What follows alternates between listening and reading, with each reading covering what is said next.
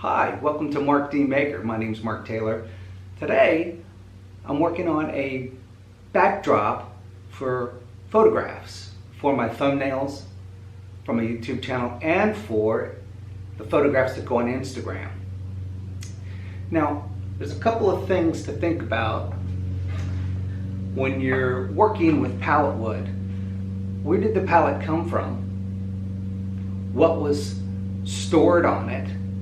You know, is there any harmful chemicals or anything like that? That's something to think about. And something that is you want to look for is HT branded right on the pallet. That's heat treated. Also KD, kiln dried. And what that is a process where they use heat to kill any bugs or anything that would be living inside the wood. The other way they do that is with chemicals. And you'd rather not be handling a pallet that has chemicals in it, sanding it. You certainly don't want to use it for any kind of food products. So since this is kiln dried, and this pallet actually came apart very easily just with a pry bar and a hammer. Sometimes you get ones that are, man, it just takes you forever and they're really hard to come apart. This one was easy. I'm going to put some slats across the back of it, nail it up, sand it, stain it, and hopefully I'll have a nice backdrop for my photographs. Here I'm using a block plane to clean up the edges a little bit. They were pretty rough, pretty fuzzy. So I cleaned them up with the block plane. And then I'll pick the best side, face it down, and get ready to nail the planks on the back.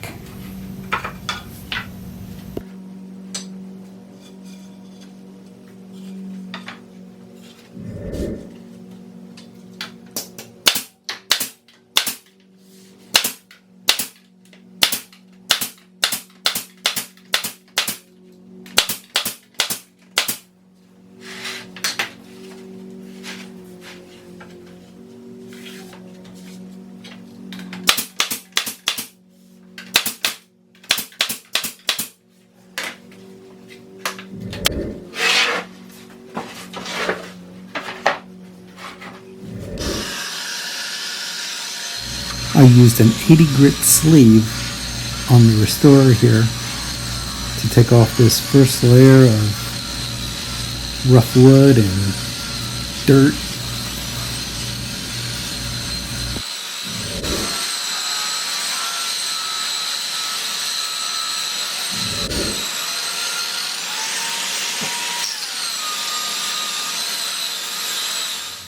I just have to say that this Porter Cable Restorer, now I'm not endorsed by them.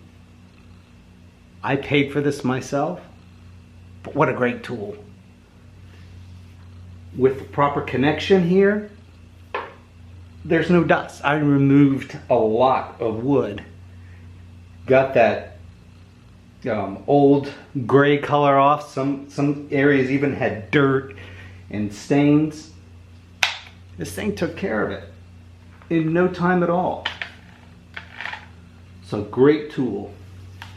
Hooked with my rigid back. This is an $8 connector that you can get. I got this at Home Depot. There's no dust. It literally pulled all the dust from all that sanding right into the vacuum. And yeah, I'm a bit of a tool geek, I'll admit it. But man, that thing's a blast.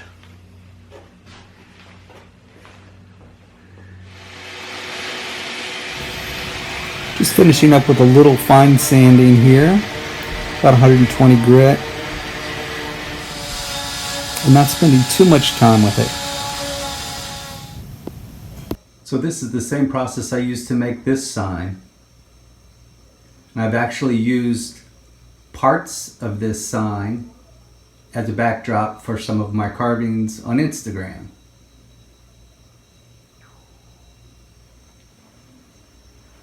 This is my basement workspace.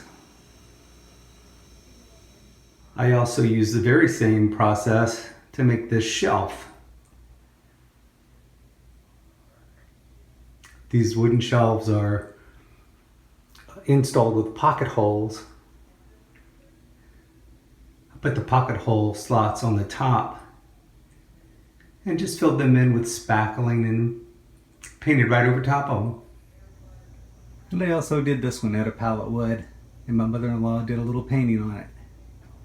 That sits in my wife's crafts room, which we'll tour soon. Alright, it's pretty smooth. I don't want to sand it too fine. This is not fine furniture. I want to make this a little bit on the rustic side. But it's smooth, so the stain will go on fairly even. I'm ready for stain.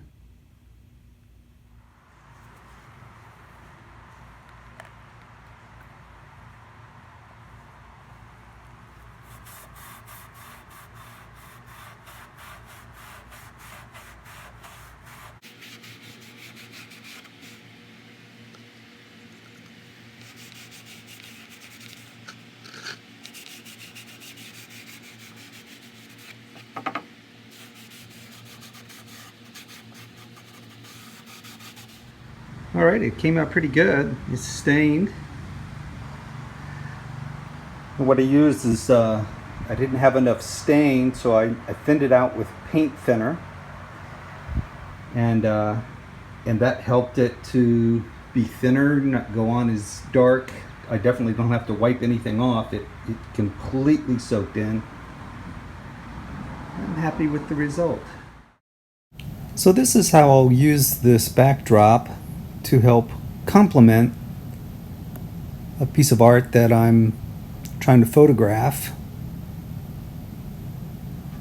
Most of my photographs have a rustic theme in the background.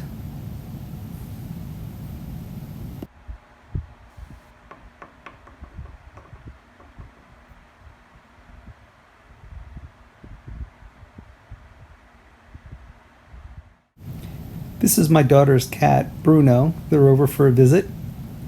I always enjoy my little buddy. Well, I hope you enjoyed this video. Please like, share, subscribe, and I'll see you next time.